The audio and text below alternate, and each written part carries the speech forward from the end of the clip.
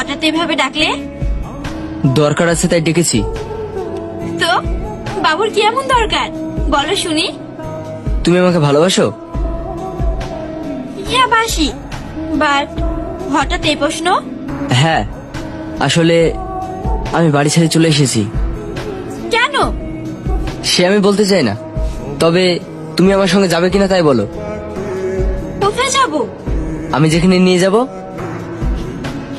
মানে? মানেটা খুব সহজ, তুমি আমাকে ভালোবাসো, তাই আমি যেখানে নিয়ে যাব তোমাকে যেতে হবে। দেখো, মাথা ঠান্ডা করো। এইভাবে বাড়ি থেকে চলে এসে এখন আমাকে যেতে বলছো, এটা কি করে সম্ভব? কেন সম্ভব না? তাহলে নিশ্চয়ই তুমি আমাকে ভালোবাসো না, তাই যেতে চাইছো না? এসব কি বলছো সেলিম? হ্যাঁ, আমি ঠিকই বলছি। দেখো, আমি শেষবারের মতো বলছি, তুমি আমার সঙ্গে যাবে কি না? না, আমি এইভাবে যাব না। সেলিম! মা, সেলিম কই গো? কেন, কি হয়েছে?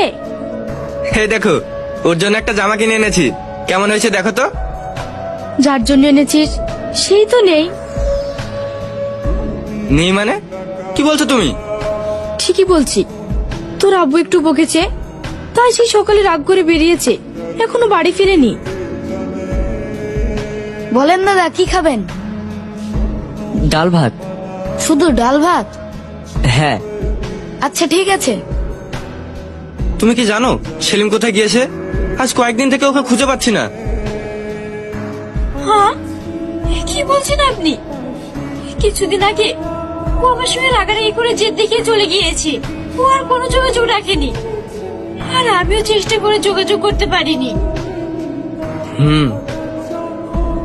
কোথায় যে গেল?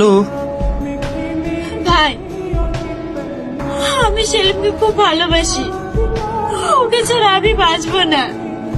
আরে না না, চিন্তা করো না। তুমি যেমন সেলিমকে ভালোবাসো, তেমন ও আমার আদরের ছোট ভাই। ওর কোনো ক্ষতি হতে দেব না।